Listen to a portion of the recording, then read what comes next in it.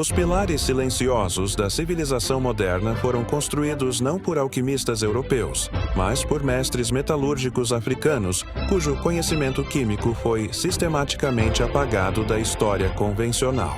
Enquanto os livros didáticos celebram descobertas europeias, a verdade é que o Reino Ashanti, no território que hoje é Gana, dominava a ciência das ligas metálicas séculos antes da colonização. Eles não apenas trabalhavam o ouro, mas entendiam suas propriedades atômicas de maneira tão sofisticada que criaram técnicas que ainda impressionam metalurgistas modernos.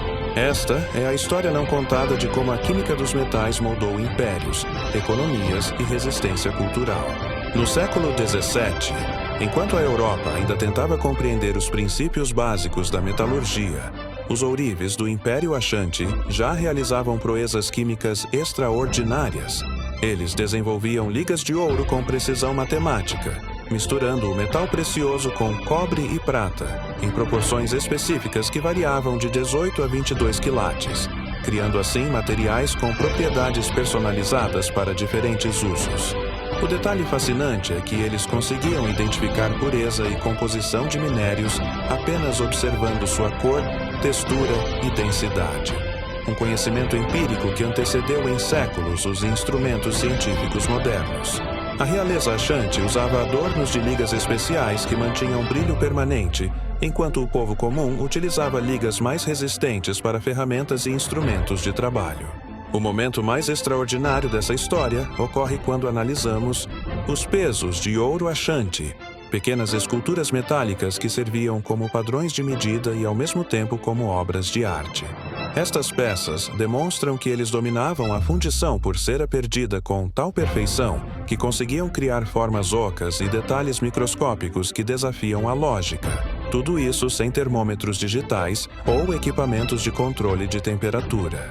Eles desenvolveram fornos que atingiam 1100 graus Celsius, usando apenas ventilação natural e combustão de carvão vegetal, um feito de engenharia térmica que permitia fundir metais com pontos de fusão diferentes na mesma oficina. Séculos depois, quando os portugueses começaram a explorar ouro no Brasil, foram justamente os escravizados trazidos dessas regiões de tradição metalúrgica que revolucionaram a mineração colonial.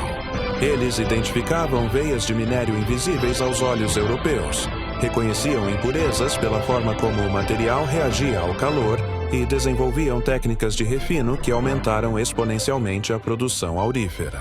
Enquanto os colonizadores creditavam a si mesmos todo o conhecimento, a realidade era que toneladas de ouro que financiaram o luxo europeu foram processadas por mãos africanas que compreendiam química prática em nível molecular. A prova definitiva desse domínio tecnológico está na análise moderna das joias de crioulas encontradas no Brasil colonial. Exames de espectrometria revelam que as ligas usadas por essas mulheres negras tinham exatamente a mesma composição química das produzidas no Reino Ashanti. Aproximadamente 75% ouro, 20% cobre e 5% prata. Esta não era uma coincidência, mas a preservação deliberada de conhecimento técnico através da diáspora. Elas não apenas transportaram memórias culturais, mas mantiveram vivas fórmulas químicas complexas que garantiam durabilidade e beleza aos seus adornos. O contraste mais impressionante aparece quando comparamos as técnicas europeias e africanas do período. Enquanto os ourives portugueses ainda dependiam de receitas básicas e frequentemente perdiam ouro por má calibração de temperatura, os metalurgistas africanos desenvolveram cadinhos de cerâmica especial que distribuíam calor uniformemente e sistemas de resfriamento progressivo que preveniam rachaduras nas peças. Eles entendiam conceitos de estrutura cristalina dos metais séculos antes da cristalografia se tornar uma ciência formal no Ocidente. Após 3 séculos de apagamento histórico, a verdade emerge através da arqueometalurgia. Pesquisas recentes usando fluorescência de raios X comprovam que as ligas africanas apresentavam qualidade superior às europeias contemporâneas, com menor porosidade e maior resistência à corrosão.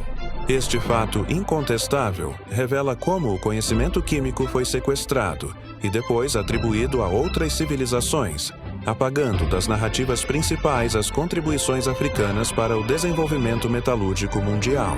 Hoje, quando um ourives moderno cria uma liga de ouro 18 quilates, ele está aplicando princípios químicos que foram dominados há séculos no interior da África Ocidental.